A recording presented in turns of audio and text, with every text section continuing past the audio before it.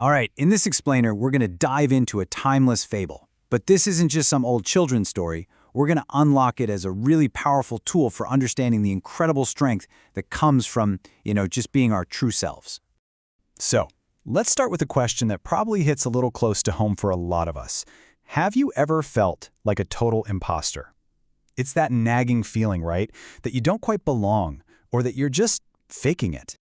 Look, if you've ever felt that way, you are definitely not alone. It's a universal human experience. We all, from time to time, put on a mask, a lion's skin, if you will, to try and cover up our insecurities. And there's an ancient story that illustrates this perfectly. So to really get to the heart of this feeling, let's turn to a classic fable from Aesop. It's a story all about the limits of pretending. And believe me, it's just as relevant today as it was thousands of years ago. Our story has three key players, and each one is a really powerful symbol. First up, you've got the Aes, who kind of represents the pretender in all of us. Then there's the lion's skin itself. You can think of that as the borrowed brand. Maybe it's a fancy job title or designer clothes, anything we use to project an image. And finally, we have the fox, who represents that sharp, analytical part of us that can see right through the facade. So here's how the story goes. Our Aeneas stumbles upon a lion's skin just lying around. He slips it on and bam! Suddenly he looks the part. He starts parading through the forest, and all the other animals, they take one look and flee in terror. And for a little while, it actually works. He's using this borrowed brand to command a fear and respect he hasn't earned at all. But here's where it all goes wrong. The ass gets so swept up in his own success, so thrilled with his little deception, that in a moment of pure triumph, he just can't help himself. He lets out a huge celebratory bray. He totally forgets the role he's supposed to be playing. And this is where the core lesson just snaps into focus. The fox, who is running away like everyone else, he stops.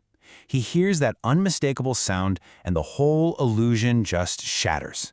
He realizes, wait a minute, that's no lion. You see, you can fool the eyes, but it's much, much harder to fool the ears of someone who's really listening. So what's the big lesson here? What is this fable trying to teach us about that struggle between who we pretend to be and who we really are? Well, it all comes down to what we can call the gap of authenticity. To put it simply, this gap is the space between our outward appearance and our inner truth. And just like our friend the ass, that gap is most often exposed the moment we open our mouths, the moment our true voice, our bray, inevitably slips out. I absolutely love how this slide breaks it down. Think about it. The skin, our appearance, can be a perfect lie. It's a visual thing, right? Your vision. It's designed to deceive the eye.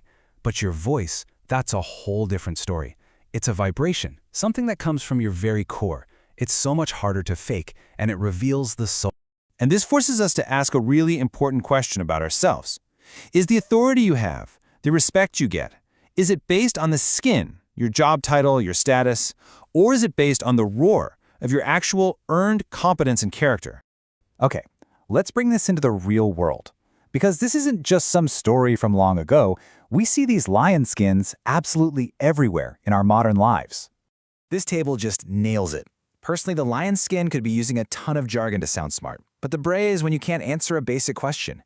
Interpersonally, it's that tough guy persona that's meant to protect you, but it shatters in a moment of real vulnerability. And professionally, oh yeah. Think of a company with sleek, high-end branding that hides a terrible product. That branding is the skin, but a bad customer service call? That's the bray. The truth always finds a way out. And you know what? There's actually a scientific term for this feeling: cognitive dissonance.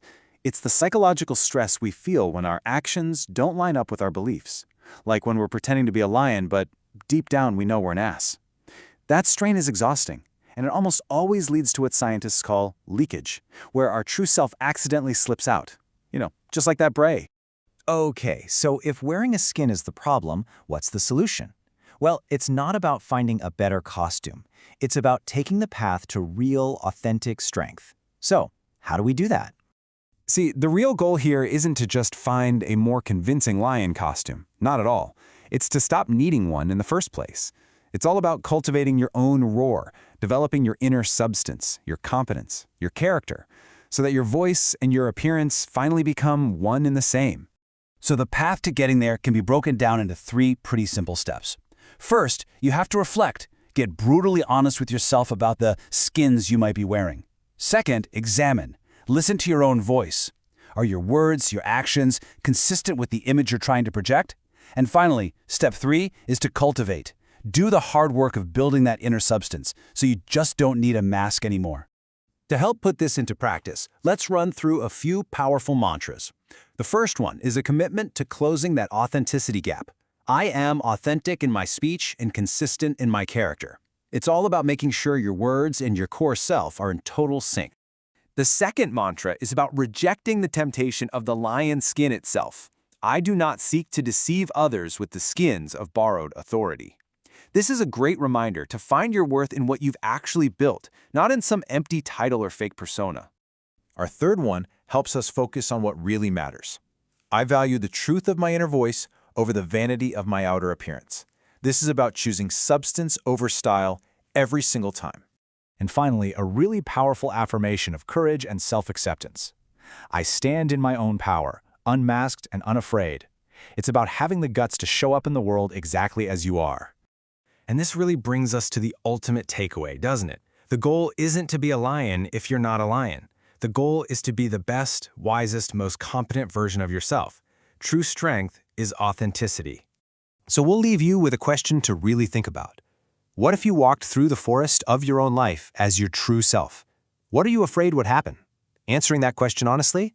Well, that might just be the first step toward cultivating your own genuine roar.